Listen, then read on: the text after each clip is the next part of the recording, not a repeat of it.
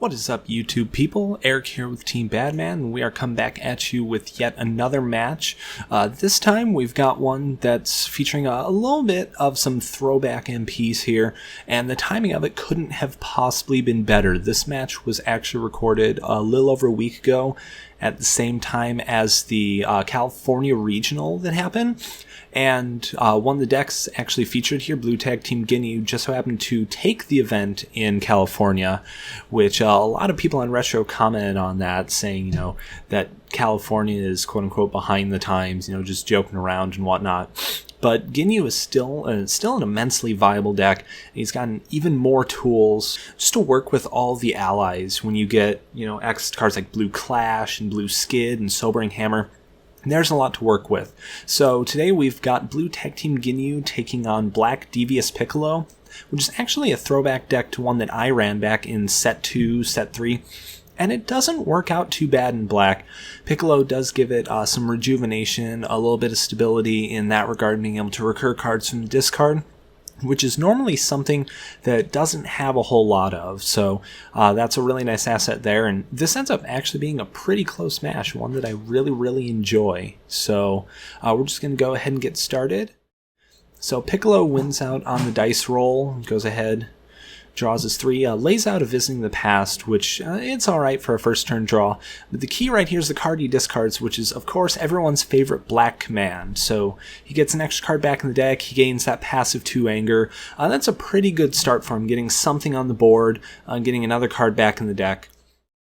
And so here, Ginyu starts to draw, but then he realizes that he hasn't used his Mastery yet, which is something that he should have done at the very start of the turn. So it is a little bit of mistime, but no harm, no foul so far. So he decides to go ahead and search through his life deck. And knowing Ginyu, there are quite a few options that he could pull here. He could pull Goldo, play a little bit more defensive. He could play Frieza, knowing that Piccolo is going to rejuvenate a lot of cards and try to get them back. There are plenty of options that he can pull here, but in a relatively standard play here, I believe he decides to pull Raccoon out, which is something that our Ginyu player here has been able to do quite a bit. Yes, he pulls Raccoon here, and decides to place him into play, which is nice, so that way he can prolong extra combats by drawing cards back out of the discard pile when he gets access to them. So Ginyu draws into his 3, does his normal powering up, and decides to enter combat on the first turn with just a 3-card hand to his opponent's 4. A little bit dangerous of a move, but Ginyu also has his power, which allows him to search out those allies to use a bunch of other attacks, get out some extra actions. Now, that's exactly what Ginyu decides to lead with, which is a pretty good call. He wants to establish that board state really, really early on, and make sure that he's got everything that he needs to work with throughout the early to mid game. Sorry about that flicker there. I'm not sure what's going on with the video. It may just be a recording artifact, but I believe it happens a couple more times during the video, and I apologize for that. So Ginyu decides to pull out Jace, which is probably the next best call compared to Raccoon. Gets that extra energy attack out, extra anger, which is nice. And so Piccolo decides to take the damage. You can see him there debating on using the Optic Blast for a little bit of endurance, but it's still early on in the game, so he knows he can get them back. So he decides to just take the full 4. And Ginyu gives his power to Raccoon, so that way he can utilize any of that damage. But Piccolo follows up with the Tug of War, which is extremely powerful tech right now, and you can see it going to work there. He decides to banish off the Raccoon so the Raccoon can't actually get in any actions. Ginyu follows up with Blue Terror, which is arguably Blue's best card. Free access to any card in the deck is phenomenal. And he decides to pull out Blue Skid, which was a very, very good call here. Given how Raccoon is in the banish zone, he can just get him right back into play after he plays Blue Skid. So Piccolo blocks with Black Adaptation, which would be great if it were an energy attack that weren't a limit 1 per deck, but it still prevents some damage. And he follows up with Black Defensive Burst, which, of course, is one of the staple cards for Black. It goes for 5 and 1 if it hits, and it stops him from using any physicals, but it's blocked by the Blue Arm Blast. And so, of course, Ginyu decides to follow up with the Blue Skid, and Piccolo takes it for the full 4. This means that at the end of combat, he can get Raccoon back into play very, very easily. And it was a nice choice to pull with Blue Terror. It worked out really well. It's a great choice from Vengeance. So Piccolo follows up with his energy attack, which is nicely buffed in Black Devious, so it hits here for 4 and 1, taking an extra power stage off of Ginyu, and rejuvenating that Black Corruption. The next card underneath that Times Warriors tool, if it had been that would have been great. Ginyu follows up with Blue Betrayal, gets rid of Visiting the Past, which of course Piccolo could get back the time with that. It actually hits for some damage, which you don't see very often off just an AT attack, so that works out relatively well. He got a major card off of the board, and he doesn't really have too much else to work with, so Piccolo decides to pass. Ginyu throws Jace, and it hits for 5, but there's a little bit of endurance there to prevent a crit, so that way that anger from the command isn't getting lost. And speaking of anger, Piccolo follows up with a powerful overhead burst, and a lot of the damage gets endured off there by the blue crouch, which is fantastic for endurance. A great card to use for Ginyu. So that puts Piccolo up to 4 anger, and based on some of the damage that came earlier, Piccolo's got a weighted clothing in the discard, so in the first combat of the game, he's able to level up to level 2. It's a really good spot for Piccolo to be in, because he wants to get some of his extra cards back, start utilizing the critical damage effects to get rid of the allies. Works really well. So both pass, and Ginyu gets back Raccoon using the effect of Skid. Puts him in no worse of a position than he was already at the start of the game, just a few extra stages down. So Piccolo gets the same kind of thing they had the first turn. He gets out Searching Technique and then another command. That's going to be a little bit of a theme that you're going to see throughout the game. So he gets the command, shuffles it in, goes ahead and rejuvenates. And Ginyu in response gets Frieza, which is going to be probably the biggest single player in this game. Being able to banish the damage that Piccolo would be able to rejuvenate is extremely important. And that's known in just about any Piccolo matchup. So it goes over to Piccolo's turn yet again, and he's feeling pretty comfortable, feeling a little bit frisky here. So he decides to go ahead and enter combat, and he's got a good position here. He's got 2 powers to work with that can discard cards, one of which he uses here. He decides to use Piccolo's power, drop Black Corruption, which is going to get rid of 4 off of Ginyu's deck, though that was performed in the wrong order. I will say the banish should have been after the discard, so those cards should have been reversed. But it's still 4 cards lost off the top of the life deck. That's going to be a critical damage effect to get rid of Frieza there, which is going to be a really good spot for Piccolo. Except for the fact that Ginyu follows up with a blue Lunar Ray to get Frieza right back out into play. So it was kind of a wasted critical there. It's going to end up hitting here for some banish damage, which works out nicely. It gets rid of the 1 Smoothness Drill in Piccolo's deck. And it puts Frieza up to full, which means he can use a bunch of those extra energy attacks that may be sitting around in there. A lot to work with. So Piccolo follows up with Black Energy Web, which against Ginyu is an absolutely fantastic hit. It does hit there, and it goes for 4 life. Not quite a crit, but it still prevents him from using energy attacks.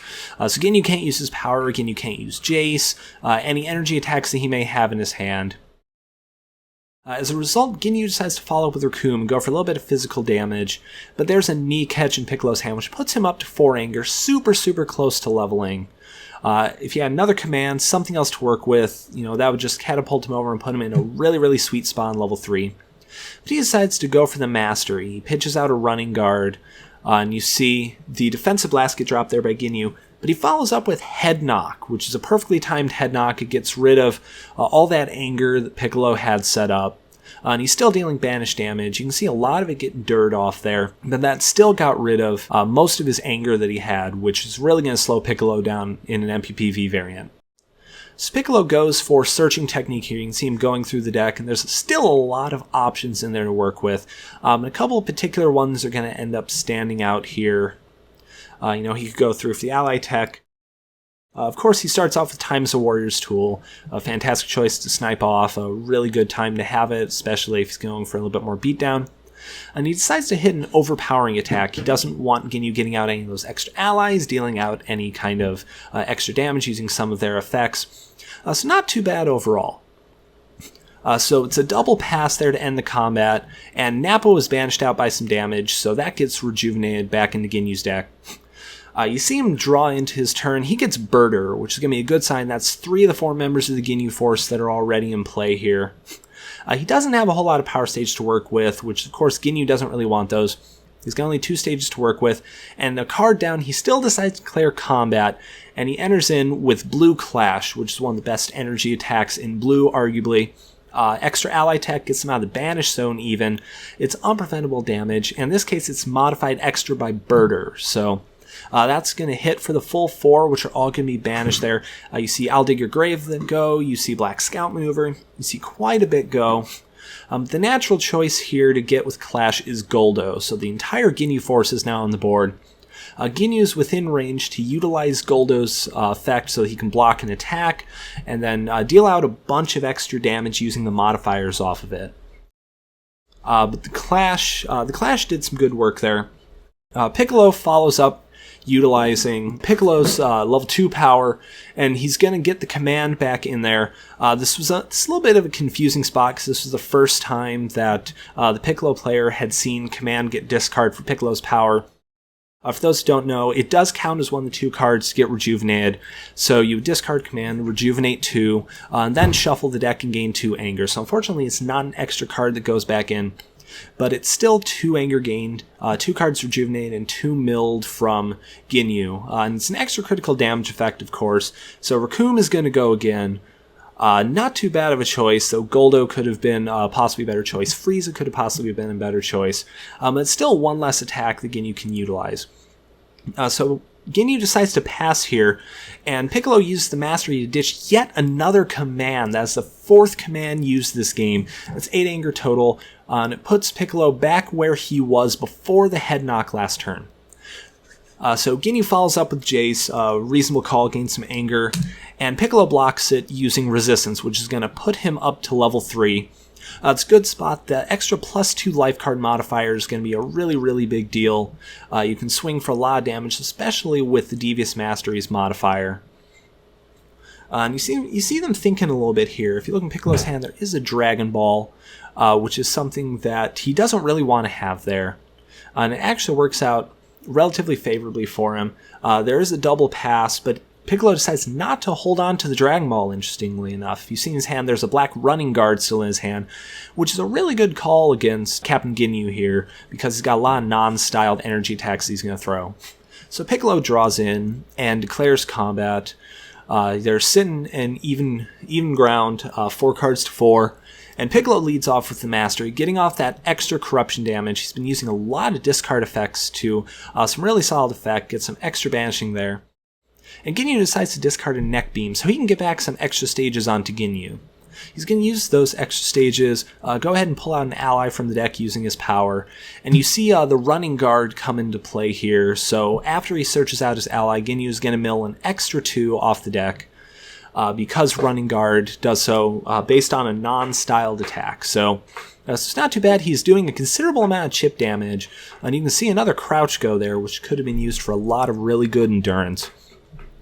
Ginyu's got Cooler on the board, though, which allows him to rejuvenate extra cards each combat. So Piccolo follows up with Energy Bubble, which is a really fun energy attack. If it had been stopped, Ginyu would have lost an extra card in his hand. Great advantage for Piccolo. Ginyu decides to take it and lucks into some endurance there with the Blanketing Blast, so that way he manages to avoid crit, which works out well. Ginyu follows up, draining all of his stages off with Villainous Powerball, which is going to cut off what Piccolo has for his remaining anger, and he only manages to take 1 card off with it because of the well-timed resistance. That's still extra stage damage prevented. It's going to shut off the Mastery for him, at least on the stage front, so that works out pretty well. It's a good thing because Piccolo fires off a Confident Shot, which would have hit for a massive amount of damage. But of course, Goldo range was open, and he manages to block it with Goldo and follow up with a Clash. Now, this buffed up Clash is going to be guaranteed critical damage. This will hit for 6 unpreventable and banished because Frieza's out, and 4 extra stages, which is really going to drain out Piccolo's power stages very, very quickly. So you see quite a bit of good stuff go there. You see a Black Scout Maneuver go, you see a Black Command, you see Black Overhead Burst. A lot of good damage was dealt there. And it also gives Ginyu the opportunity to pull out an extra ally. So he pulls out Nappa, which is really the last ally that's available in the deck. At this point, there's nothing it's going to do, but it's still an extra ally that gets placed into play, which works out very, very nicely for him. Of course, Piccolo doesn't have anything else, no cards in hand, no power on level 3, so he has to pass. Ginyu follows up with Blue Skid, which can deal the same amount of damage that the Clash did, 6 life cards and 4 stages after modifiers. And you see those stages go pretty quickly, so the stage is going to quickly convert and it's going to hit for a total of 9 life cards here. You see a little bit of endurance play come in with the command there. But the important card here is the Tug of War, which is, once again, massive tech. Was shuffled back in earlier in the game, and he decides to get rid of Jace with it, which is probably the best call. Jace hadn't used his power yet, and that could have been a very, very dangerous blow, dealt a lot of damage, and maybe even ended the game.